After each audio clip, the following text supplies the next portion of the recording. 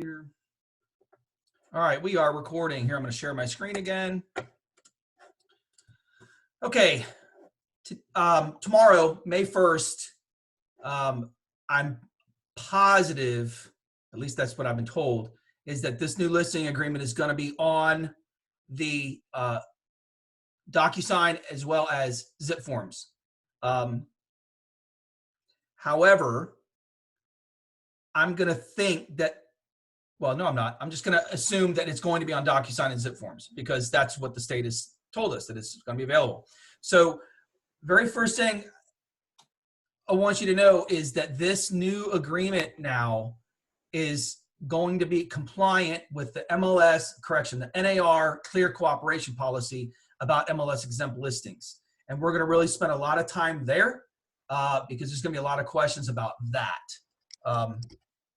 But one of the very first things, there's not a whole lot of changes to the document, but we do find some. Anything that is in yellow is going to be a change. The only thing they changed here, though, is just the fact they've given you more room. We've had a lot of statements that when we use electronic signatures and electronic initials, that we don't know which line they're actually initialing, okay? Because a lot of people don't size down the initials or whatever the case may be, and it was too close. So they've given you a little bit more room there. Nothing really changes there. There's no wording changes there. This is a pretty big one because this is the one that caught so many people, right? Because it was just weird. We were saying we had one listing commission or flat fee amount, and then what we were going to do is we're going to take that commission and then we're going to split it with the buyer's agent, and yet one section down it said the exact same thing, so it was like doubling itself. So they've taken that completely out. All that's in this section right here now is the price and the listing commission, either a flat fee or percentage. So again, I saw so many problems having that line there. It was a problem all over the state. So that's been taken out. This right here, that paragraph 28, there's no more section 29, which was the other terms and conditions. They've eliminated that. They've made it section 28 now. So they had to put that there. So again, nothing really major there, other than that's going to be a lot less confusing for everybody. This is where they put that information now. So instead of it being, again, up here, we put our buyer's agency and transaction brokerage percentages right there. Remember, our policy is we don't pay sub-agents. So either 0 or NA there, or, you know, you can leave it blank. I mean, I don't care. I don't like blanks, but if you want to put something in there, put NA, because we do not do sub-agency. As far as, I want to point something out here because a lot of people miss this. In our listing agreement, I want people to start realizing they're automatically giving you, when they sign this listing agreement, the permission to divulge the existence of other offers on their property. I get a lot of questions about, can I let other agents know? And if you've listed the property, if you're a selling agent, you automatically have permission to divulge the existence of other offers. Remember, that is in our code of ethics. If an agent asks if there are other offers, it says you have to give it to them with seller permission. Well, our listing agreement automatically gives you seller permission. So don't be afraid to talk about the existence of other offers. Now, you don't talk about the terms of the offer, of the other offers. You just say, yes, there are other offers on the table. Also, our code of ethics also says that if they ask you, is any offer within your brokerage or within your office, you have to say that is the case as well, if that is in fact the case with the code of ethics. Okay. So again, here's the big change. They've broken it down into two options. The first option is really no different than what we've had before as far as putting the property into MLS. Okay. It's basically listing the property's going to go in MLS. You know, in Greenville, we have to have it in within 48 hours of seller signature. It talks about, it's an offer of cooperating brokerage to all members of the multiple listing service. And you're going to compensate an agent representing the buyer for the fee in paragraph 3. That's what that talks about. And then it comes down here, and there's going to be a box here, right? This was a draft when it was sent to me. That the owner agrees or does not agree that the listing will be placed in electronic marketing mediums. Remember, just because it goes on MLS, a seller can actually stop it from going to other places on the internet. Now, is that a good thing? No. To me, that's not a great thing, because that really limits the exposure of the property. And we need sellers to know that. If they say, no, I just want it on the MLS, I don't want it going out to all these other websites. I mean, most of the time we don't hear that, right? But you need to really explain that that could limit their exposure, because that is what has this, your listing go to the Internet Data Exchange and other places like virtual office websites with other brokerages and some other main real estate companies, or real estate websites. So just make sure, most likely 99% of the time it's going to be owner agrees, because that's just, we have to do things on the internet nowadays for, that's what people want. Let's see. This owner further agrees to permit other real estate firms who belong to any listing service of which broker is a member to advertise the listing on the internet in accordance with the listing service rules and regulations. Get a lot of questions about, hey, why is my listing on such and such's website, or why is this agent from another company have this listing on their Facebook? Well, that's because that's what Internet Data Exchange is, the IDX is. It's all about sharing the data, but on the bottom of most of those advertisements, you'll see listing courtesy of Berkshire Hathaway HomeServices, Cedar and Jordan Realtors, Agent A. They have to have that. That's part of the rules and regulations. This last line here that's in bold, broker and owner agree to abide by all rules and regulations of the multiple listing service on which the property is listed. You need to make sure that you probably need to go over your MLS rules and regulations again, just scan them about, kind of some rules about listing property. I mean, it's not really a big deal, but the main one is just that 48-hour from seller signature. And I constantly beat this into everybody's heads about that. If they signed it, you got to get it in there. Whether you do it on an active basis or whether you do it on a temporarily off the market basis, you've got to get it into the MLS. So that's option one. And again, that's 99, probably 99.5% of what almost everybody's going to be using, except in those certain times where we go to MLS exempt or office, what they call office exclusive listings now with the nuclear cooperation policy. That goes into effect tomorrow from the NAR. Now, in the Greenville MLS, they have been, it's been in effect since March 1. So they've been trying to get everybody geared up to make sure that they're going to be fully compliant. Is there a question?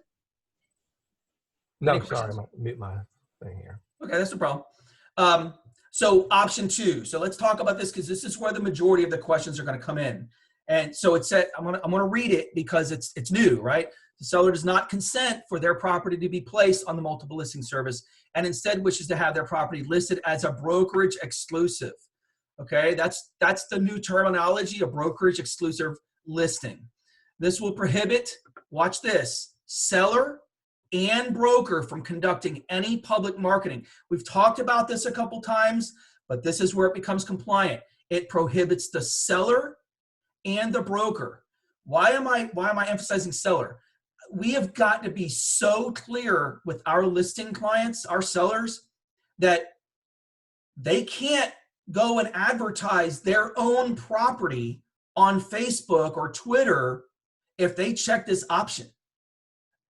A lot of sellers will do that kind of stuff.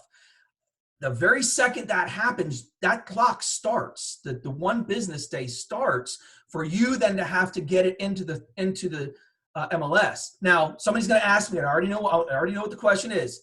Well, what if you don't know? Well, you don't know what you don't know. But if somebody sees it and finds out, and then you get questioned about it, you're going to need to say, hey, I had no idea, and you're probably going to have to prove it, because they're hitting this big time.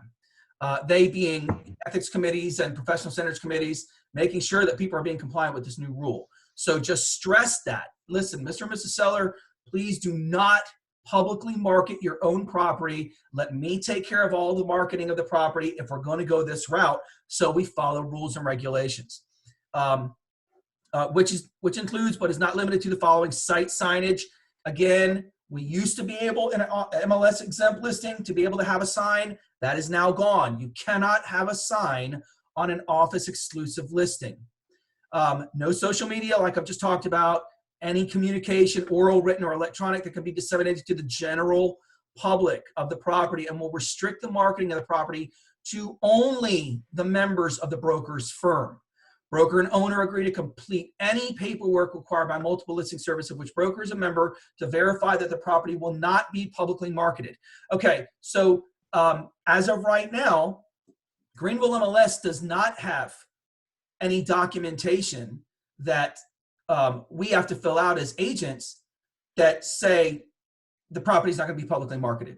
One of the reasons for that is because I'm just going to make my own opinion here, my own statement, and this is not endorsed by the Greater Greenville Association of Realtors. I've had no conversation with them about this, but basically, this is telling us that we can't do it.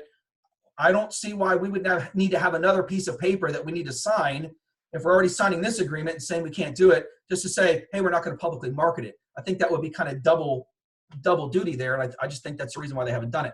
Anyway, my personal opinion. But what are the rules? What are the rules and regulations on when we do this? Basically, nothing has changed in the way that we do a brokerage exclusive listings as far as the time frame that we have to get this listing agreement to the multiple listing service of Greenville. Now, mind you, my main MLS is Greenville. Yes, I'm a member of Spartanburg. Yes, I'm a member of Anderson, but I don't have all of those rules memorized because, well, I just don't. So I'm going to have to get myself in the know about that, and we're going to talk about that with Spartanburg and Anderson. But most of the people that are underneath my licensure have Greenville MLS memberships, and then we have some that have multiple. So we'll get to that later, especially if you have an Anderson or Spartanburg membership. So we'll talk about that with those members specifically.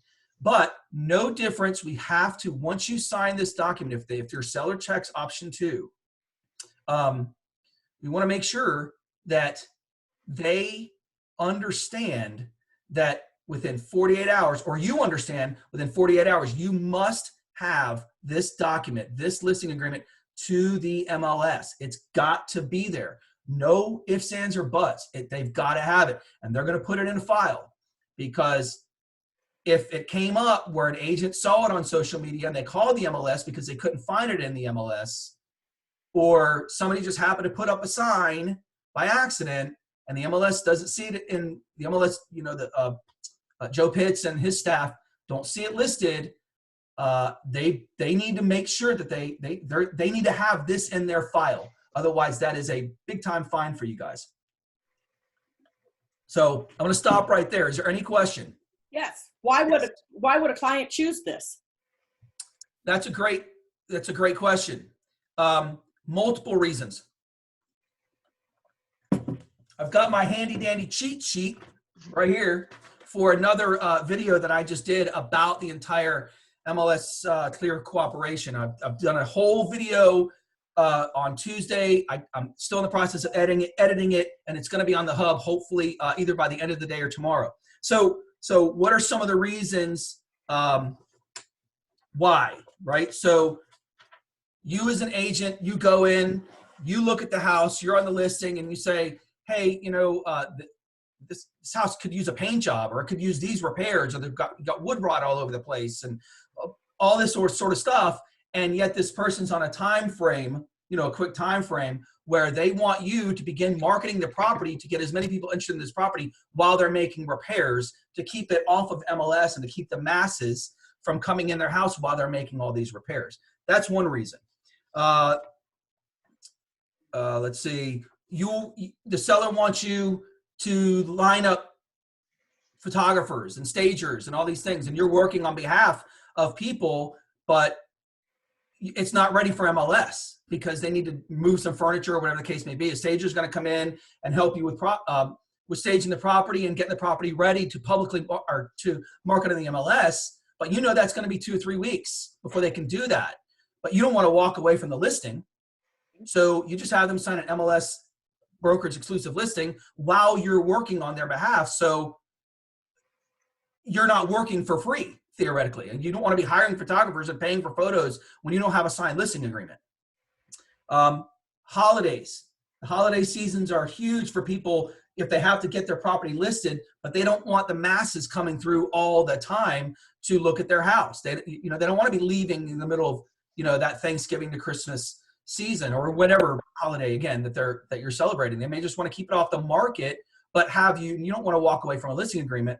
And then obviously for personal reasons, if it's a high-end person in the area, and this is not really, I don't know if we have a whole lot of celebrities around the Greenville area, but they had to do this for places like Beverly Hills. If you've got a celebrity or just somebody doesn't want their house publicly marketed or shown because they're private people, they may want to keep it off the MLS.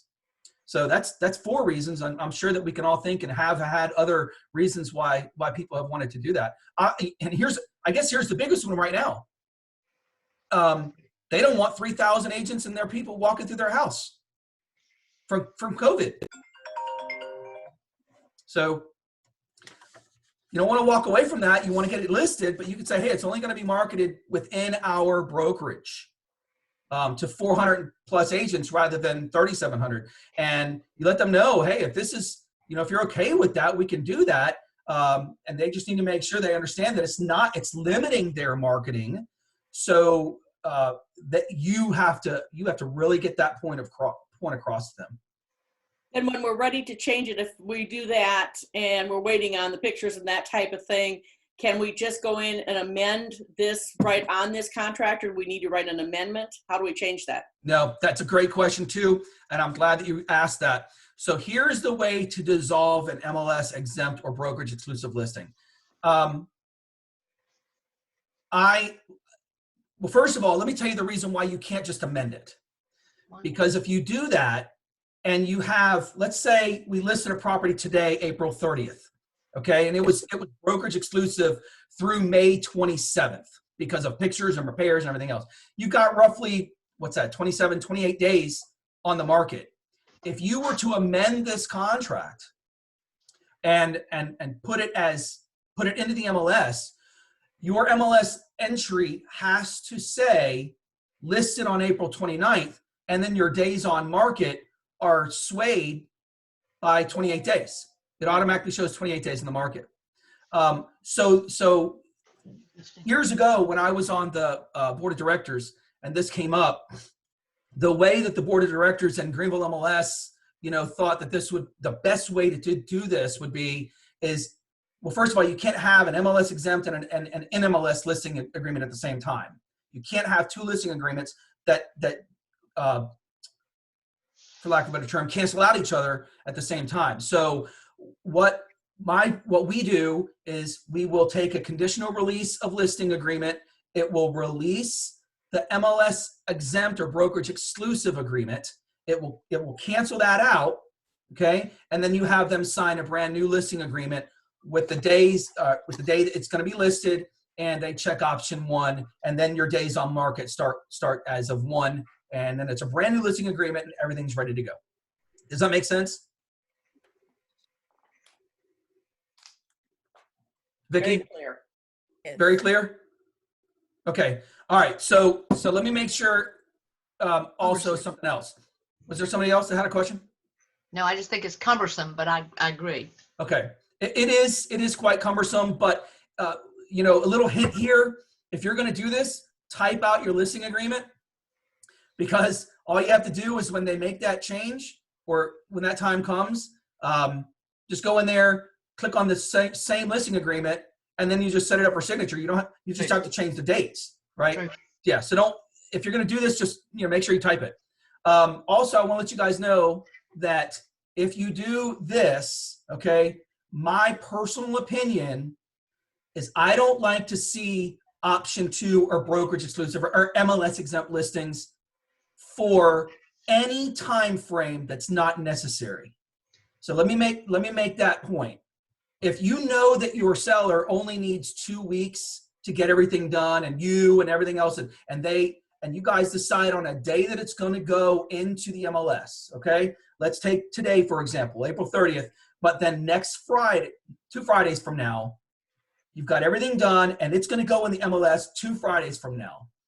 You can have this listing agreement. This will be, maybe it's not so cumbersome with this way, have the listing agreement expire on that Friday. So that listing agreement automatically expires, or that Thursday. That's a good idea. Right? And then the new listing agreement gets signed that Thursday, and then it's in place, ready to go on Friday, and then you don't need to have the conditional release. Okay? But let me make my point. I don't like to see MLS exempt agreements for the standard 6 months or whatever that we typically do on a regular listing agreement. To me, there is absolutely no, that's not true. Let me stop. There may be a reason why you would have to do that one day for a very personal thing or whatever the case may be. However, you know, that's going to be on a mainly case-by-case basis, and I'm going to want to know all the details about that. But for your average MLS for broker exclusive, there's no reason to have a 6-month agreement. Let me say why I'm so strong with that. And I've said this before, but I'm going to remind everybody again, especially for the newer agents that are on here. I don't ever want to have your good to be evil spoken of. I never want you guys to give the very appearance of evil, meaning I don't want anybody to ever look at the fact that your intent behind having a seller do an MLS exempt listing or a brokerage exclusive listing is for you to get both sides of the listing. That's where these things became a problem years ago. That's when people started getting in trouble, is when the intent was to get both sides of the sale. And so that's what I'm always very careful of. We do it for very specific reasons, not for the intent to get both sides. Is there any question about that? And do you guys understand why they did that? Or okay, all right. I do have one question. Sure. So if we have it to where, like you're talking about, it expires, like say Thursday night, and the new listing agreement comes in Friday morning, do we still need to notify MLS of the new listing agreement or no? Yep, absolutely right. Thank you, Ms. Sue. So what has to happen is if they have an MLS exempt on file, the rules and regulations say that you have to send them the new listing agreement, and they take that out, they cancel that file out. Even though it's expired, they still need to see a new listing agreement. They want to have that paperwork on file to show that the seller wanted that to happen and wanted it now in MLS. Yes, that's a great question. We still need to send it to them. Anything else? All right, well, if there's nothing else on that section, again, I'm putting together a little video explaining MLS exempt. It's going to be probably 12, 15 minutes long. It'll be on exactly what I was just talking about, clear cooperation, that goes along with this new section 13. Let's see. Okay, so this used to say just marketing the property, but now they've added that after accepted offers. Okay, so that's the only change there. The wording is exactly the same. This used to say something different. I can't remember what it was, but now it just says no, it always said other offers, but it was section 16. So now they've changed some things around, and so your sections have kind of changed.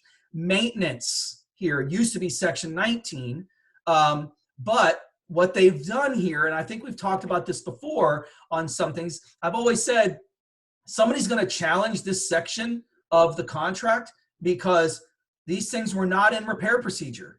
And so, for example, it talked about the seller selling the property with no broken panes or torn or missing door screens or window screens. I always said, well, if a good buyer's agent knows that that's in the listing agreement, especially a Greenville listing, and we're using the SCR form 220, I just write up front, if I saw those things right in the offer, say, hey, these things were supposed to be corrected before this property, or when this property was listed, we'd like to have those things corrected because your seller said that they were going to do them. They agreed to do it. So, but that's now gone because it does not line up with Section 8 repair procedure, the 9 systems whatsoever. So they've taken that completely out. Any questions about that? All right. Okay, so nothing has changed here. Remember, you guys have to, I'm going to talk just really quickly about this because this was still pretty new from our January 1st listing agreement where they added photography and surveillance.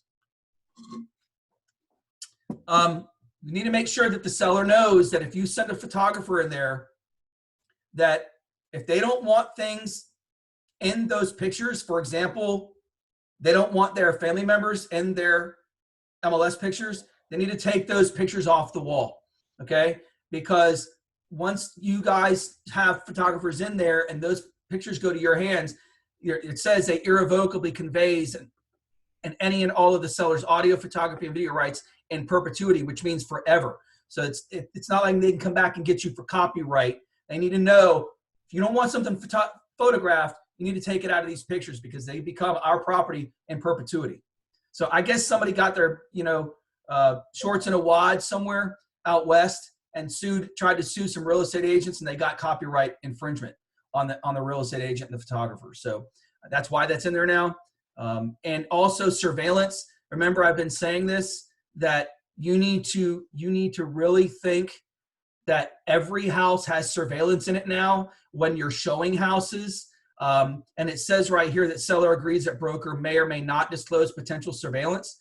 If they say yes, you need to put that in member remarks that this house has audio and video recording equipment in it, just as a professional courtesy, and let other agents know. There's been some pretty significant issues that's come up with surveillance. It can also destroy your buyer's power of negotiation.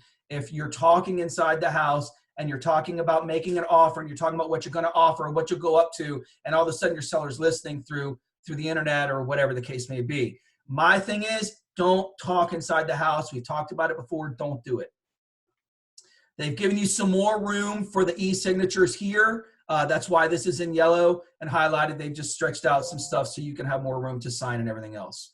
Other than that, that is the main, that's why I said it's not going to take an hour and a half. Those are the main changes that we've had in this agreement that's coming out tomorrow.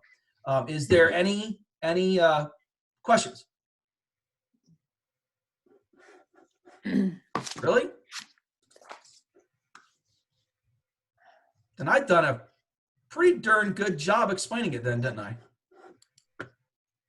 Can you hear All me? right. I can? Yep. Okay. Hey, Ms. Joe. Is this one being recorded too? I It is. apologize. I had a distraction. I want to go back and see the first part that I missed. It is. I'm gonna, as soon as I stop this video, matter of fact, we're done. We can stop right now. So everybody smile. All right, we'll stop this. I like your shirt, by the way.